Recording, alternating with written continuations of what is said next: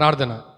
పరలోకమందున మా తండ్రి, దయగలవా, కృపగలవా, నీ బంగారు పాదాలకు స్తుతి స్తోత్రములు, ఘనత, మహిమ, ప్రభావం తెలుస్తున్నాం ప్రభా. నువ్వు ఎంతైనా గొప్ప దేవుడవు, నమ్మదైన దేవుడవు, జీవం గల దేవుడు అని స్తుతిస్తున్నాను ప్రభా.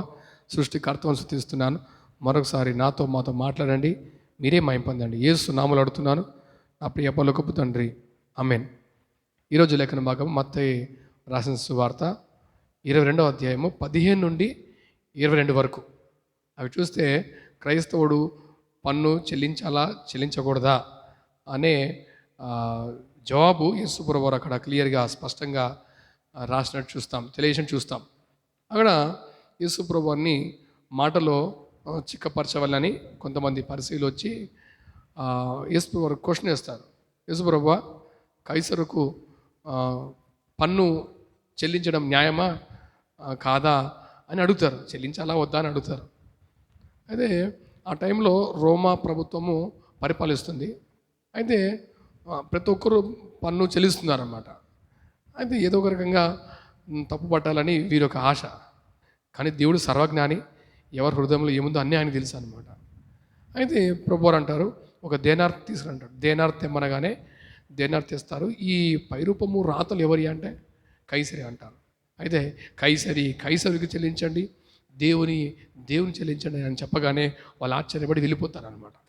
ఇక్కడ గమనిస్తే యేసు ప్రభువారు ఇక్కడ చూస్తే ఏ ప్రభుత్వాన్ని, మతపరమైన ఎటువంటిది ఏది కూడా ఆయన స్థాపించడం రాలేదండి. ఏ రాజ్యాన్ని, ఎటువంటి పొలిటికల్గా ఏదన్నా అటువంటి సంబంధమైనది స్థాపించడం రాలే. ఏ నాయకుడికి వ్యతిరేక కాదు. కనుక క్రైస్తవుడు పన్ను చెల్లించవలసిన వాడై ఉన్నాడండి. చెల్లించాలి, ట్యాక్స్ పే చేయాలి క్రైస్తవుడిగా.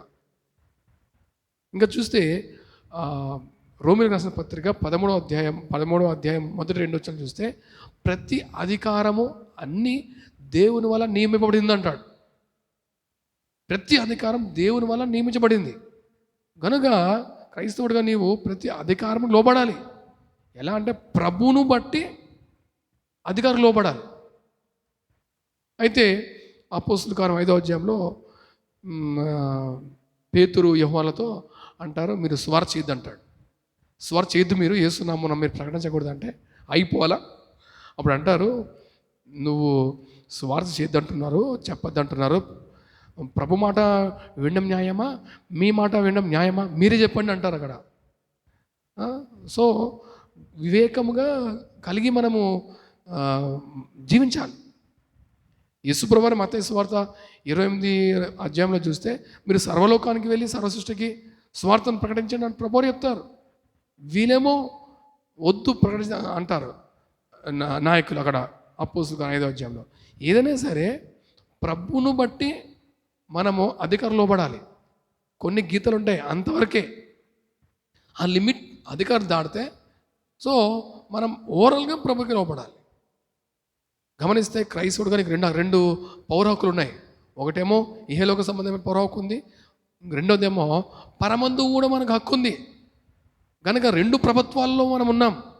ఆయన రాజ్య ప్రభుత్వంలో ఉన్నాము, ఆయన రాజ్యంలో మన సంబంధంగా ఉన్నాం. ఆయన రాజ్యం ఇహలోక సంబంధమైన కాదు, ఆయన రాజ్యం పర సంబంధమైనది. ఆ రాజ్య సంబంధిగా ఉన్నావు ప్లస్ ఇహలోక సంబంధిగా ఉన్నావు.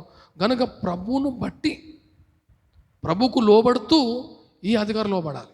అందుకుంచే పేతురు రాసిన మొదటి పత్రిక 2:17 చూస్తే దేవునికి భయపడి రాజులను సన్మానించడం ఉందన్నమాట. అంటే దేవునికి భయపడుతూ ఈ లోక సంబంధమైన అధికారులకు మనం లోబడాలి. వాళ్ళు ఏది నియమించిన నా ట్యాక్స్ మనం పే చేయాలి. మనం దొంగలుగా ఉండకూడదు. అన్ని విషయంలో న్యాయంగా ఉండాలి.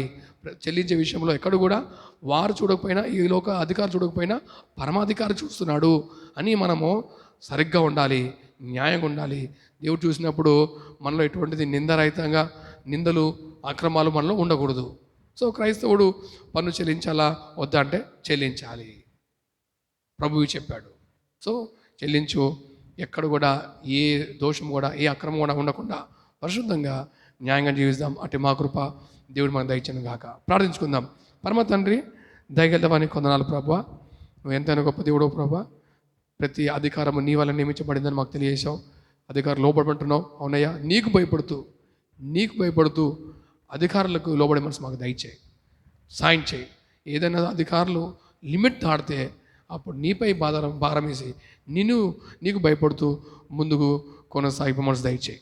అయ్యా తండ్రి, అయా పేతురు యోహానులు అయితే అయా తండ్రి అధికారులు గీత దాటినప్పుడు తండ్రి వాళ్ళు ఎంతో జ్ఞానంతో అయ్యా నీకు భయపడి జీవించారు. అట్టి కృపను మాకు దయచేయి, సాయం చేయి. మేము ప్రతి విషయంలో పనులు చెల్లించే విషయంలో, ట్యాక్స్ పే చేసే విషయంలో అన్నింటిలో కరెక్ట్గా ఉండే కృప మాకు దయచేయి. యేసు నామములో అడుగుతున్నాను నా ప్రియ పలుకపు తండ్రి, amen. God bless you all.